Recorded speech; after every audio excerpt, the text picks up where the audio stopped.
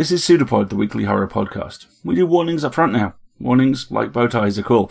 They let you know what follows might be too much for you. If it is, stop the episode, come back next week. It'll be different. If not, listen to the end. I'll be there waiting for you. PseudoPod, episode 921, May 24th, 2024. Chickamauga by Ambrose Bierce. Hey there, I'm Chelsea Davis, your host this week. I'm a film and literary critic who writes about horror, and I'm your audio producer here at PseudoPod. Today's story is very much an oldie but a goodie. Chickamauga was first published in 1889 in the San Francisco Examiner. Its author, Ambrose Bierce, was an American journalist, critic, short story writer, and merciless wit. His fiction often dealt in the improbable cruelties of fate, whether in the realm of the supernatural or that of the battlefield, and sometimes both, as in his best-known tale, An Occurrence at Owl Creek Bridge. Bierce is one of the only major authors who wrote about the American Civil War after actually fighting on its front lines himself. He survived that conflict, only to die in a different one. Well, at least we think that's the case. After traveling to Mexico in 1914 to join Pancho Villa's Revolutionary Army, Bierce disappeared without a trace. Your narrator this week is Brian Lieberman. Brian is an associate editor of PseudoPod. By day, he's a mild-mannered developer at the OBO Group. By night, he fights the forces of evil with his friends across the multiverse. He lives in Maryland with his wife and a Time Lord regenerated as a fluffy corgi. Now, we've got a story for you, and we promise you it's true. Chickamauga by Ambrose Bierce, narrated by Brian Lieberman. One sunny autumn afternoon, a child strayed away from its rude home in a small field and entered a forest unobserved.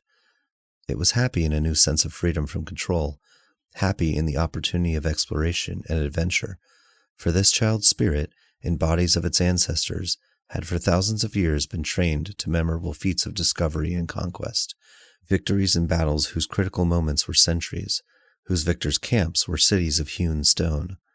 From the cradle of its race, it had conquered its way through 2 continents, and passing a great sea, had penetrated a third, there to be born to war and dominion as a heritage.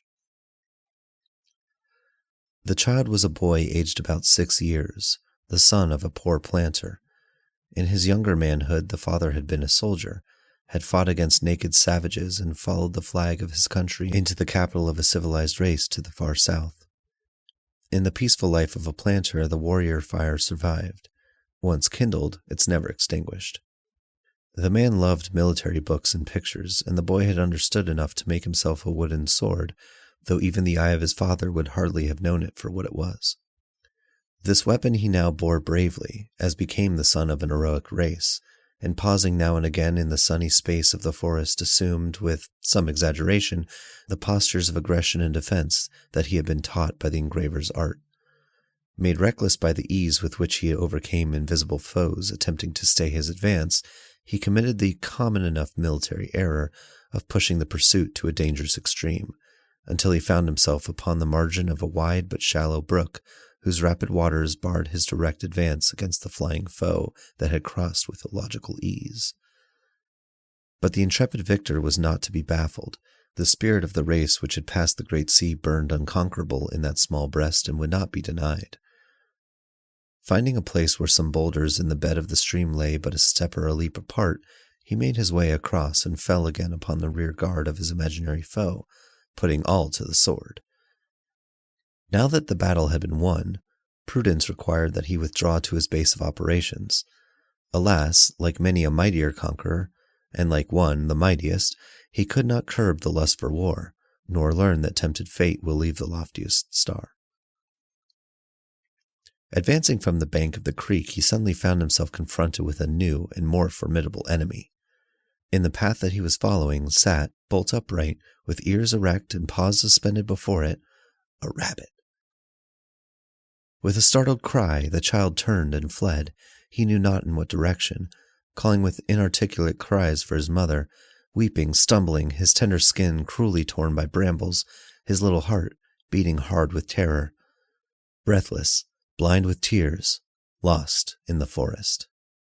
Then, for more than an hour, he wandered with erring feet through the tangled undergrowth, till at last, overcome by fatigue, he lay down in a narrow space between two rocks, within a few yards of the stream, and still grasping his toy sword, no longer a weapon but a companion, sobbed himself to sleep.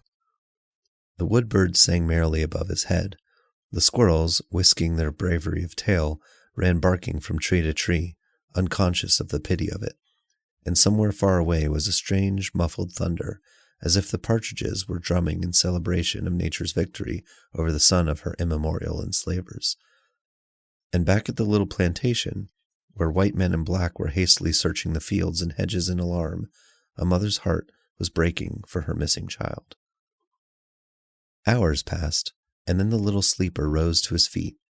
The chill of the evening was in his limbs, the fear of the gloom in his heart. But he had rested, and he no longer wept. With some blind instinct which impelled to action, he struggled through the undergrowth about him and came to a more open ground. On his right the brook, to the left a gentle acclivity studded with infrequent trees, over all the gathering gloom of twilight. A thin, ghostly mist rose along the water. It frightened and repelled him. Instead of recrossing in the direction whence he had come, he turned his back upon it and went forward toward the dark enclosing wood. Suddenly he saw before him a strange moving object which he took to be some large animal. A dog, a pig, he could not name it. Perhaps it was a bear. He had seen pictures of bears, but knew of nothing to their discredit, and had vaguely wished to meet one. But something in form or movement of this object, something in the awkwardness of its approach, told him it was not a bear, and curiosity was stayed by fear. He stood still, and as it came slowly on, gained courage every moment, for he saw that at least it had not the long, menacing ears of the rabbit. Possibly his impressionable mind was half conscious of something familiar in its shambling, awkward gait. Before it had approached near enough to resolve his doubts, he saw that it was followed by another and another. To right and to left were many more. The whole open space about him was alive with them all, moving toward the brook. They were men. They crept upon their hands and knees. They used their hands only, dragging their legs. They used their knees only, their arms hanging idle at their sides. They strove to rise to their feet, but fell prone in the attempt. They did nothing naturally, and nothing alike, save only to advance foot by foot in the same direction. Singly, in pairs and in little groups, they came on through the gloom, some halting now and again while others crept slowly past them, then resuming their movement. They came by dozens and by hundreds. As far on either hand as one could see in the deepening gloom they extended, and the black wood behind them appeared to be inexhaustible. The very ground seemed in motion toward the creek. Occasionally one who had paused did not again go on, but lay motionless. He was dead. Some, pausing, made strange gestures with their hands, erected their arms and lowered them again, clasped their heads, spread their palms upward, as men are sometimes seen to do in public prayer. Not all of this did the child note. It is what would have been noted by an elder observer. He saw little but that these were men, yet crept like babes. Being men, they were not terrible, though unfamiliarly clad. He moved among them freely, going from one to another and peering into their faces with childish curiosity. All their faces were singularly white, and many were streaked and gouted with red. Something in this, something too, perhaps, in their grotesque attitudes and movements, reminded him of the painted clown whom he had seen last summer in the circus, and he laughed as he watched them. But on and ever on they crept, these maimed and bleeding men, as heedless as he of the dramatic contrast between his laughter and their own ghastly gravity. To him it was a merry spectacle. He had seen his father's Negroes creep upon their hands and knees for his amusement, had ridden them so, making believe they were his horses. He now approached one of these crawling figures from behind, and with an agile movement mounted it astride. The man sank upon his breast, recovered, flung the small boy fiercely to the ground as an unbroken colt might have done, then turned upon him a face that lacked a lower jaw.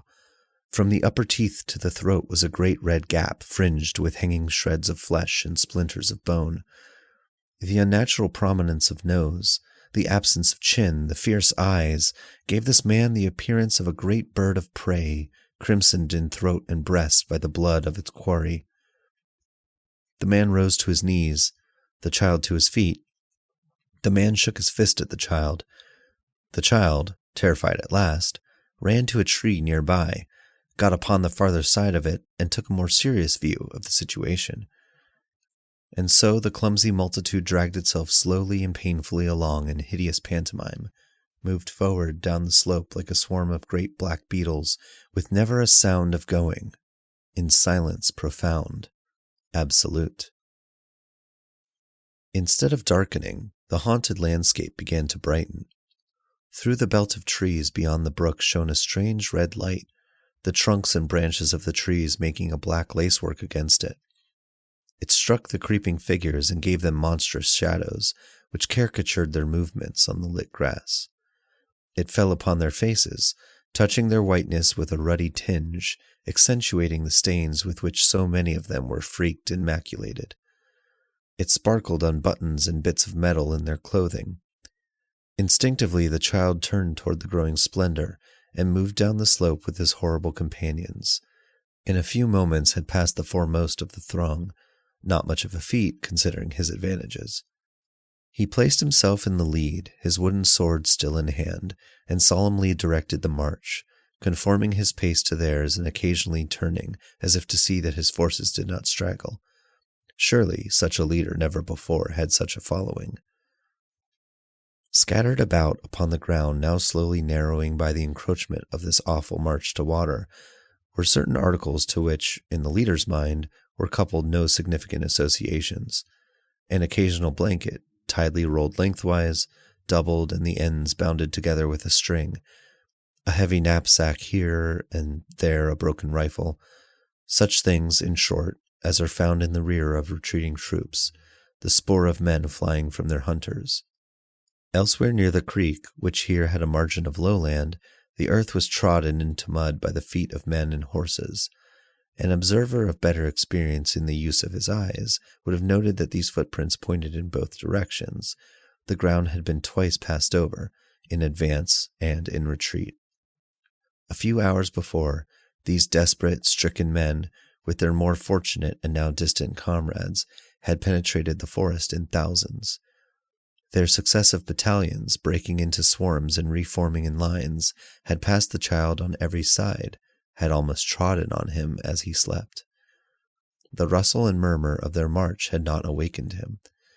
Almost within a stone's throw of where he lay they had fought a battle, but all unheard by him were the roar of the musketry, the shock of the cannon, the thunder of the captains, and the shouting. He had slept through it all, grasping his little wooden sword with perhaps a tighter clutch, in unconscious sympathy with his martial environment, but as heedless of the grandeur of the struggle as the dead who had died to make the glory. The fire beyond the belt of woods on the farther side of the creek, reflected to earth from the canopy of its own smoke, was now suffusing the whole landscape. It transformed the sinuous line of mist to the vapor of gold. The water gleamed with dashes of red, and red too were many of the stones protruding above the surface. But that was blood. The less desperately wounded had stained them in crossing. On them, too, the child now crossed with eager steps. He was going to the fire. As he stood upon the farther bank, he turned about to look at the companions of his march. The advance was arriving at the creek. The stronger had already drawn themselves to the brink and plunged their faces into the flood. 3 or 4 who lay without motion appeared to have no heads. At this, the child's eyes expanded with wonder.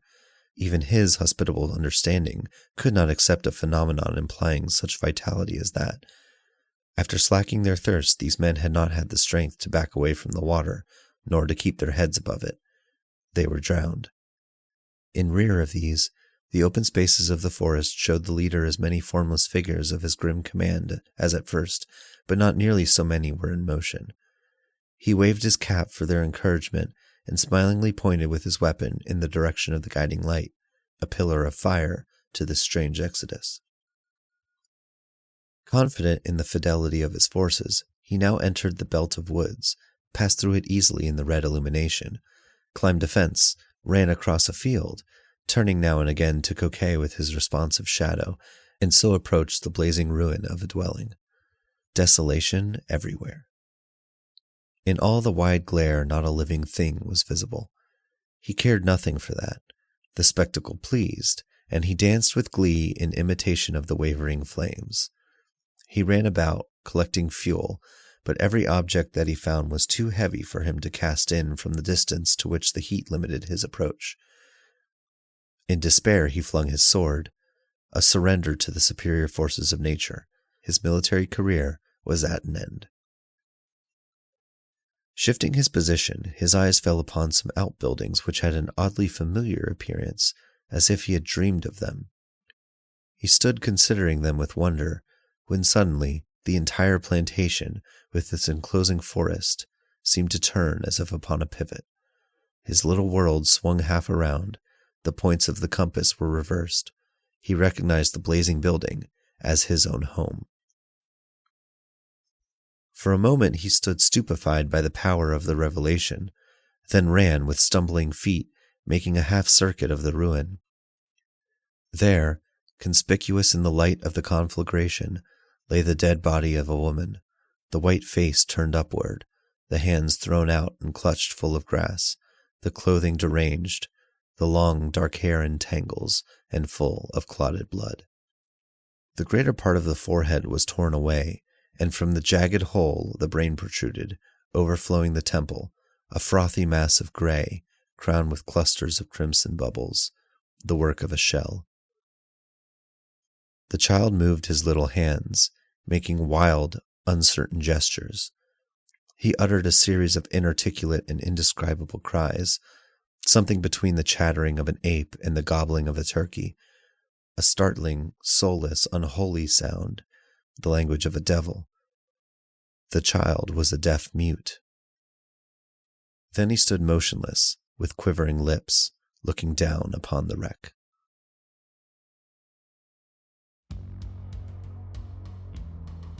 Last year, the U.S. Army dredged up an old bit of lifestyle inspo that had lain dormant since 2001. Be all you can be. It's a slogan that paints military service as a process of positive becoming, as a cocoon in which young grubs become fuller, more self-actualized butterflies. For Ambrose Bierce, the Civil War is a cocoon, sure, or maybe a crucible, but it's one that chips away at the self instead of expanding or bettering it. In his stories about this conflict, the sanctioned killing that is war doesn't turn boys into men. Instead, it leaves them less than they were before. Those lucky enough to survive it all survive shattered, animal, freshly missing pieces of their bodies and minds. The idea that war destroys more than it gains is not new to a modern audience. We've all seen Apocalypse Now. But when Bierce was writing in the 1880s, his critique of war was still a relatively new one. Most fiction and poetry written during and just after the American Civil War portrayed the conflict as a romantic endeavor where brave acts were committed on both sides in the service of noble ideals. These are the kinds of propaganda that the father character in Chickamauga would have eagerly devoured. Bierce was little more than a child himself when he enlisted in the Union Army, full of righteous anger for the abolitionist cause. At just 19 years old, he fought in some of the most gruesome battles of the conflict: Shiloh, Kennesaw Mountain, Chickamauga. He earned praise and promotions for his bravery in action.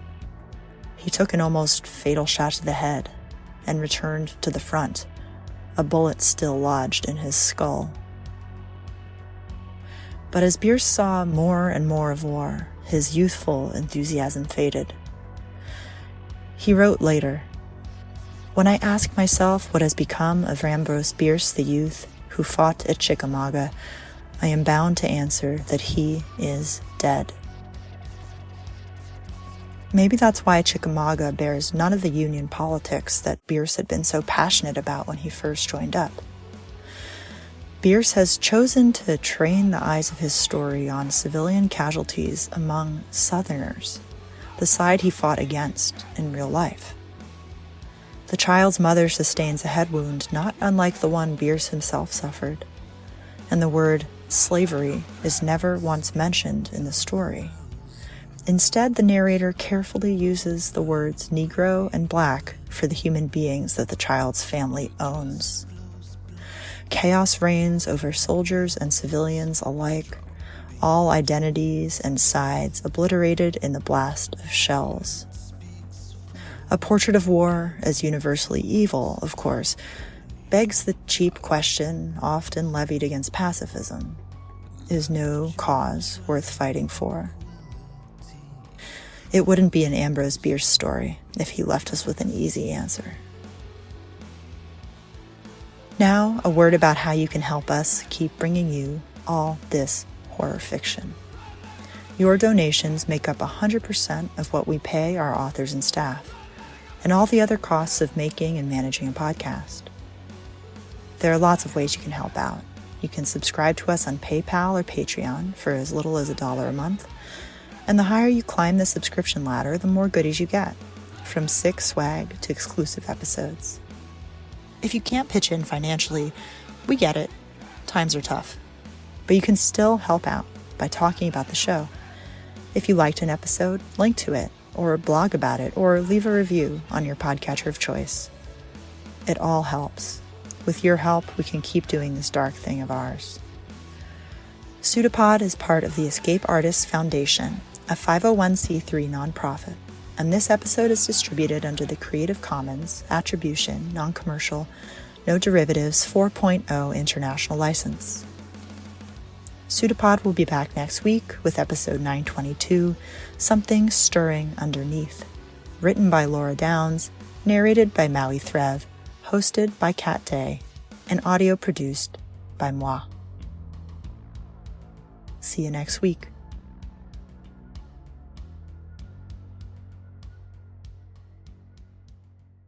An arm appeared from nowhere on the shape, seemingly projected like the pseudopod of a protozoan. It's a pseudopod. It's a big foot. It's all about podcasts these days.